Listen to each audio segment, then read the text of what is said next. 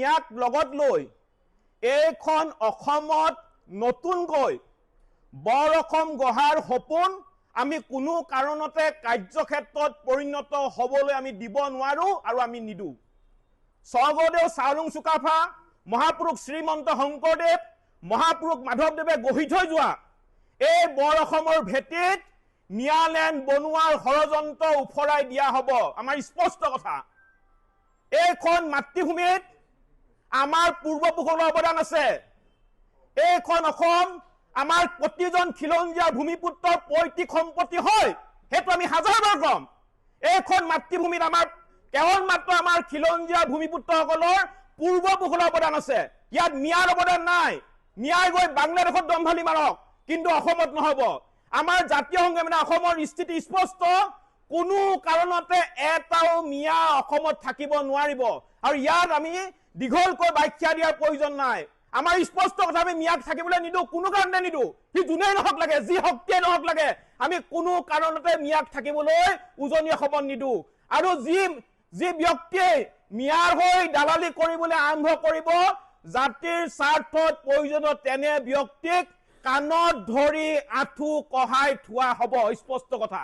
এই মাতৃভূমিত কেৱল মাত্ৰ খিলঞ্জীয়া মানুহৰ প্ৰভুত্ব আধিপত্য থাকিব লাগিব। ইয়াত মিয়াৰ দম্ভালি নচলিব। আমি খিলঞ্জীয়া মানুহে সুৰক্ষিত ভৱিষ্যতৰ কাৰণে কাম কৰি আছো।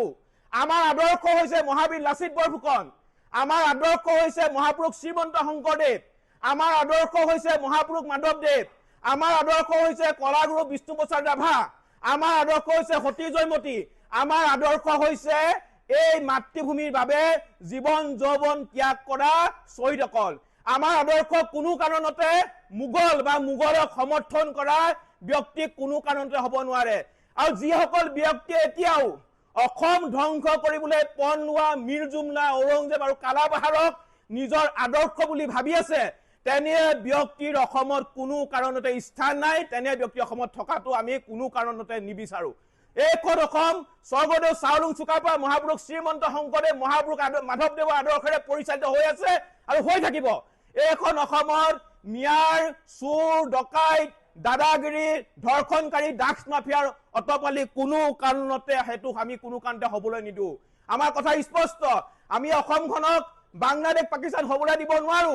আৰু আজিৰ তাৰিখত যদি আমি বাংলাদেশী আগ্ৰাসন ৰোধ কৰিব নোৱাৰো, তেতিয়াহ'লে জাতিটোৰ কিন্তু ভৱিষ্যত অন্ধকাৰ। এইটো কথা স্পষ্ট। আজি মিয়াই কি নাই কৰা? আজি মিয়াই নামৰে আমাৰ খিলঞ্জীয়া মানুহৰ ওপৰত আক্ৰমণ কৰিছে, খিলঞ্জীয়া মানুহক মাৰিছে, পিটিছে, খিলঞ্জীয়া মানুহৰ বাই ভনীক ধৰ্ষণ কৰি হত্যা কৰিছে, খিলঞ্জীয়া মানুহৰ মাটি বাৰী সম্পত্তি সকলো কাঢ়ি লৈ গৈছে। আমি অনবাই বৰাৰ হত্যাৰ ধৰ্ষণ কাণ্ড আমি পাহৰা নাই। নুনমাটিৰ 4 বছৰীয়া কন্যাগৰাকীও কিন্তু মিয়াৰ হাতৰ পৰা হাৰি নগলে, ধৰ্ষণ কৰি মিয়াই হত্যা কৰিলে। এইবোৰ ঘটনা আমি কোনো কাৰণতে আমি পাহৰি যোৱা নাই। গতিকে আমাৰ কথা স্পষ্ট যে কোনো কাৰণতে অসমত মিয়াৰ আগ্ৰাসন আমি হ'বলৈ নিদো। যি শক্তিয়ে মিয়াৰ হৈ দালালি কৰিবলৈ আৰম্ভ কৰিব, তেনে শক্তিক পুনৰবাৰ কৈছো, জাতিৰ স্বাৰ্থত কিন্তু প্ৰয়োজনত পিঠি বহল কৰি দিয়া হ'ব। আৰু দ্বিতীয়তে আৰু এটা কথা ক'ব বিচাৰিছো, আহোম শব্দটো হৈছে এটা পবিত্ৰ শব্দ। যোৱাকালি ইউনিছ তামুলীয়ে আহোম শব্দটোক মিয়াৰ লগত যোগ দি কি বুজাব বিচাৰিছে? 600 বছৰ আহোমে যেতিয়া ৰাজত্ব কৰিছিলে তেতিয়া অসমত মিয়া নাছিলে। আৰু এতিয়া ইউনিছ তামুলীয়ে আহোম শব্দটোক মিয়াৰ লগত সংযোজন কৰি কি বুজাব বিচাৰিছে? আমি স্পষ্টভাৱে সকীয়াই দিছো, ভৱিষ্যতে যাতে কোনো কাৰণতে আহোম শব্দটোক মিয়াৰ লগত সংযোজন নকৰে, অন্যথা কিন্তু পৰিস্থিতি একদম স্পষ্টকৈ কৈছো বেয়া কৰি দিয়া হ'ব। স্পষ্ট কথা। আৰু 4 তাৰিখে নিৰ্বাচনৰ ৰিজাল্ট ঘোষণা কৰিব আৰু 4 তাৰিখৰ পিছৰ পৰা পুনৰ জাতীয় সংগ্ৰামী সেনা অসমে মিয়াক এটা অভিযান পুনৰ কিন্তু আমি আৰম্ভ কৰিম বুলি আপোনালোকৰ সংবাদ মাধ্যমৰ আগত আমি অৱগত কৰিলো। আৰু এই মিয়া বিৰুদ্ধে যেতিয়া আমি কথা ক'বলৈ যাওঁ, তেতিয়া এছাম আপোনাৰ মুছলমান মানুহৰ গাত কি কাৰণে পুৰে? আজি ইউনিছ তামুলীৰ গাটো কি কাৰণে পৰিছে? ইউনিছ তামুলী হৈছে এজন খিলঞ্জীয়া ভূমিপুত্ৰ শিৱসাগৰ যুৱক।